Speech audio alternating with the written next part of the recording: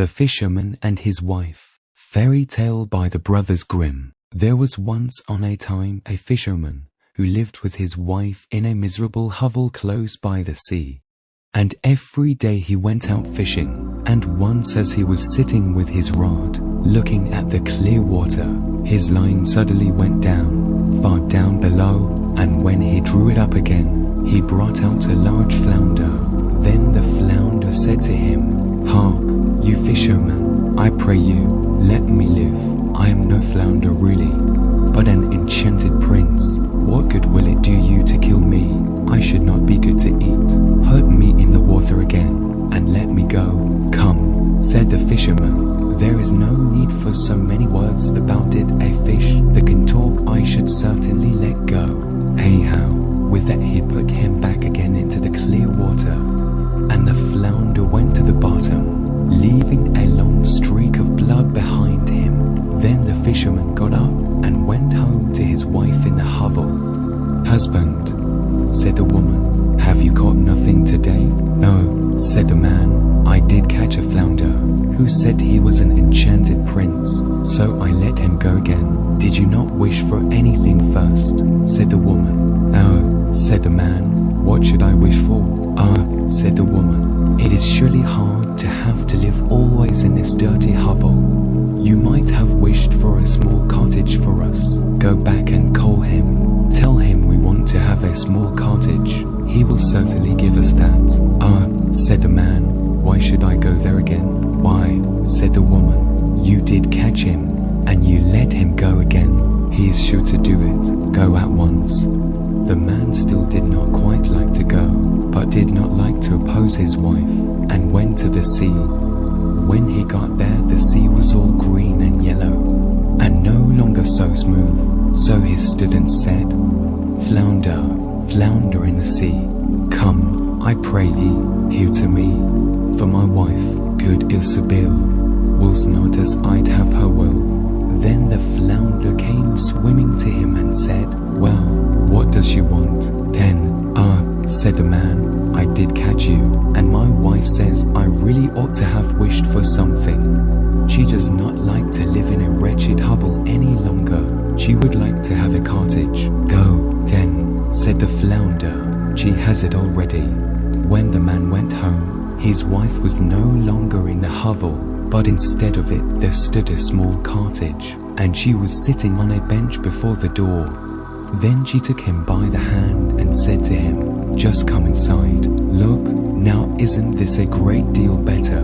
So they went in, and there was a small porch, and a pretty little parlor and bedroom, and a kitchen and pantry with the best of furniture, and fitted up with the most beautiful things made of tin and brass, whatsoever was wanted. And behind the cottage there was a small yard with hens and ducks, and a little garden with flowers and fruit. "Look," said the wife, "is not that nice?" "Yes," said the husband, "and so we must always think it. Now we will live quite contented. We will think about that," said the wife. With that they ate something and went to bed.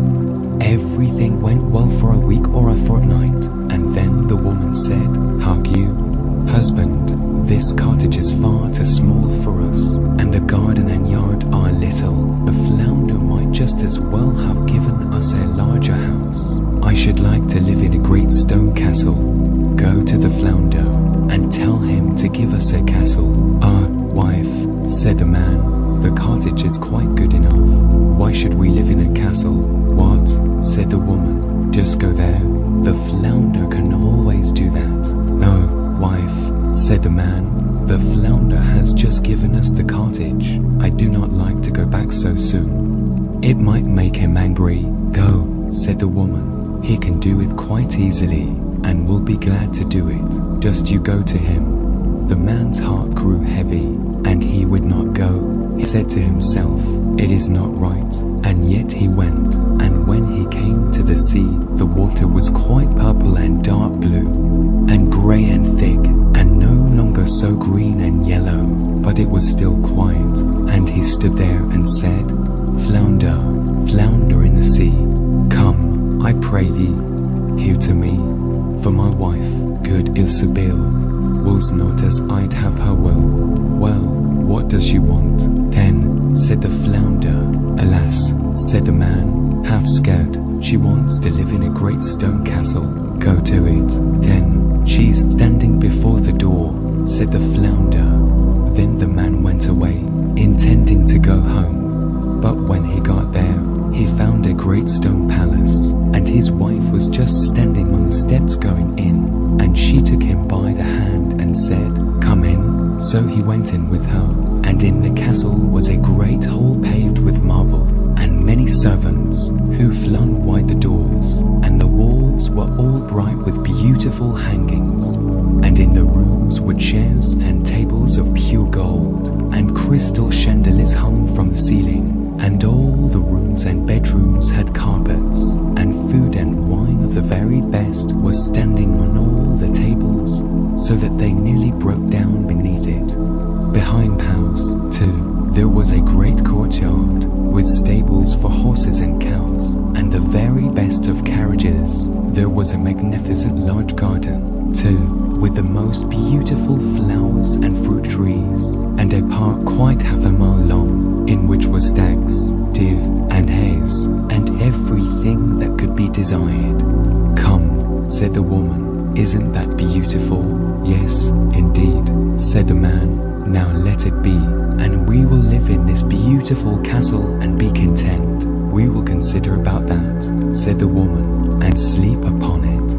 Thereupon they went to bed. Next morning the wife awoke first, and it was just daybreak.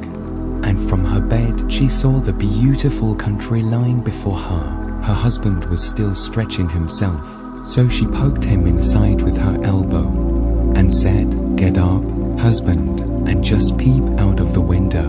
Look you, couldn't we be the king over all that land? Go to the flounder, we will be the king." "Ah, wife," said the man, "why should we be king? I do not want to be king." "Well," said the wife, "if you won't be king, I will go to the flounder, for I will be king." "Ah, wife," said the man, "why do you want to be king? I do not like to say that to him." "Why not?" said the woman. "Go to him this instant. I must be king." So the man went, and was quite unhappy because his wife wished to be king. "It is not right, it is not right," thought he. He did not wish to go, but yet he went. And when he came to the sea, it was quite dark grey, and the water heaved up from below, and smelt putrid. Then he went and stood by it, and said, "Flounder, flounder in the sea, come, I pray ye, here to me, for my wife, good Ilsebil, was not as I'd have her will." "Well, what does she want?" Then said the flounder. "Alas," said the man, "she wants to be king." "Go to her, she's king already." So the man went, and when he came to the palace, the castle had become much larger, and had a great tower and magnificent ornaments, and the sentinel was standing before the door, and there were numbers of soldiers with kettle drums and trumpets. And when he went inside the house, everything was of real marble and gold, with velvet covers and great golden tassels. Then the doors of the hall were opened, and there was the court in all its splendor, and his wife was sitting on a high throne of gold and diamonds, with a great crown of gold on her head, and a scepter of pure gold and jewels in her hand. And on both sides of her stood her maids in waiting in a row, each of them always one head shorter than the last. Then he went and stood before her, and said, "Ah, wife, and now you are king." "Yes," said the woman, "now I am king." So he stood and looked at her, and when he had looked at her thus for some time, he said, "And now that you are king, let all else be. Now we will wish for nothing more." "Eh, husband," said the woman, quite anxiously, "I find time pass very heavily. I can bear it no longer. Go to the flounder, I am king, but I must be emperor too." "Alas, wife, why do you wish to be emperor?" "Husband," said she, "go to the flounder, I will be emperor." "Alas, wife," said the man, "he cannot make you emperor." "I may not say that to the fish." There is only one emperor in the land. An emperor the flounder cannot make you. I assure you he cannot. What? Said the woman. I am the king, and you are nothing but my husband. Will you go this moment? Go at once. If he can make a king, he can make an emperor. I will be emperor. Go instantly. So he was forced to go. As the man went, however, he was troubled in mind, and thought to himself, it will not end well. It will not end well. Emperor is too shameless. The flounder will at last be tired out. With that he reached the sea, and the sea was quite black and thick, and began to boil up from below, so that it threw up bubbles, and such a sharp wind blew over it that it curdled, and the man was afraid. Then he went and stood by it, and said, Flounder, flounder in the sea, come, I pray thee, here to me, for my wife, good Ilsebil, wills not as I'd have her will. Well, what does she want, then? Said the flounder. Alas, flounder, said he, my wife wants to be emperor. Go to her, said the flounder, she's emperor already.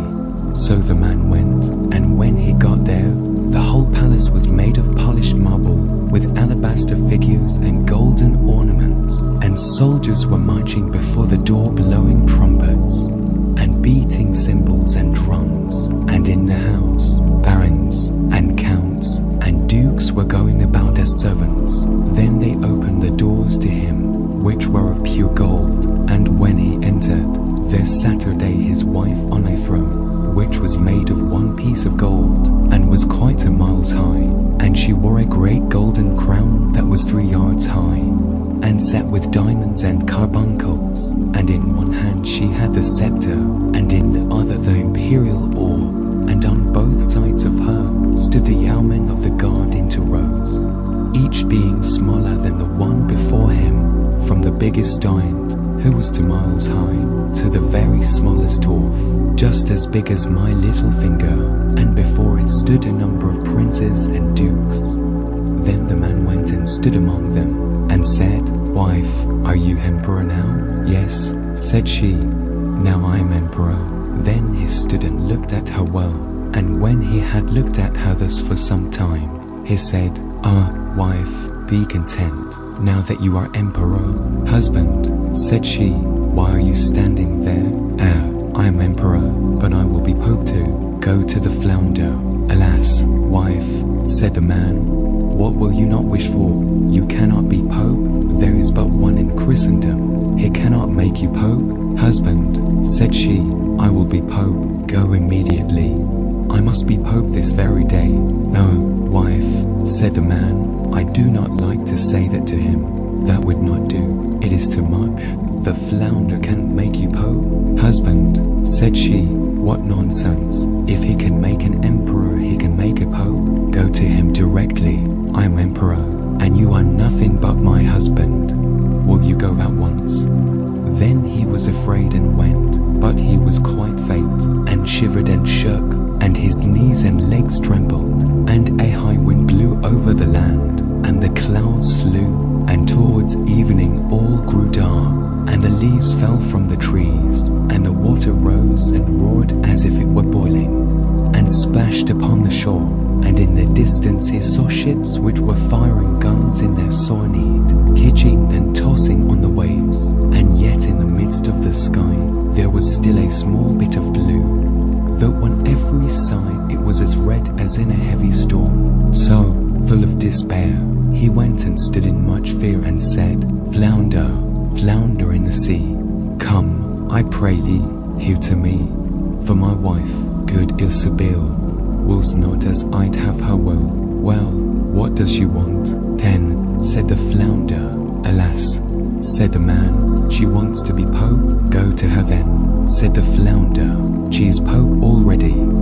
So he went, and when he got there, he saw what seemed to be a large church surrounded by palaces. He pushed his way through the crowd. Inside, however, everything was lighted up with thousands and thousands of candles. And his wife was clad in gold, and she was sitting on a much higher throne, and had 3 great golden crowns on, and round about her there was much ecclesiastical splendor. And on both sides of her was a row of candles, the largest of which was as tall as the very tallest tower, down to the very smallest kitchen candle. And all the emperors and kings were on their knees before her, kissing her shoe. "Wife," said the man, and looked attentively at her, "are you now Pope?" "Yes," said she, "I am Pope." So he stood and looked at her, and it was just as if he was looking at the bright sun. When he had stood looking at her thus for a short time, he said, "Wife, if you are Pope, do let well alone." But she looked as stiff as a post, and did not move or show any signs of life. Then said he, "Wife, now that you are Pope, be satisfied. You cannot become anything greater now." "I will consider about that," said the woman. Thereupon they both went to bed, but she was not satisfied, and greediness let her have no sleep, for she was continually thinking what there was left for her to be. The man slept well and soundly, for he had run about a great deal during the day, but the woman could not fall asleep at all, and flung herself from one side to the other the whole night through, thinking always what more was left for her to be, but unable to call to mind anything else. At length the sun began to rise, and when the woman saw the red of dawn, she sat a day up in bed and looked at it, and when, through the window, she saw the sun thus rising, she said, "Cannot I, too, order the sun and moon to rise?" "Husband," said she, poking him in the ribs with her elbows, "wake up, go to the flounder, for I wish to be even as God is." The man was still half asleep, but he was so horrified that he fell out of bed. He thought he must have heard amiss, and rubbed his eyes, and said, "Alas, wife, what are you saying?" "Husband," said she, "if I can't order the sun and moon to rise, and have to look on and see the sun and moon rising, I can't bear it. I shall not know what it is to have another happy hour, unless I can make them rise myself." Then she looked at him so terribly that a shudder ran over him, and said, "Go at once, I wish to be like unto God." "Alas, wife," said the man, falling on his knees before her, "the flounder cannot do that.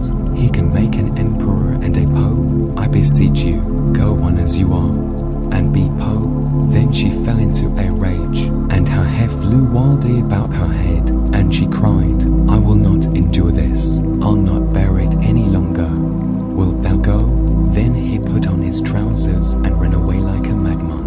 But outside a great storm was raging and blowing so hard that he could scarcely keep his feet. Houses and trees toppled over, the mountains trembled, rocks rolled into the sea, the sky was pitch black, and it thundered and lightened, and the sea came in with black waves as high as church towers and mountains, and all with crests of white foam at the top.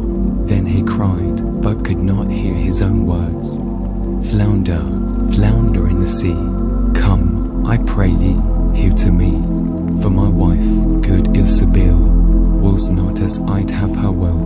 "Well, what does she want, then?" said the flounder.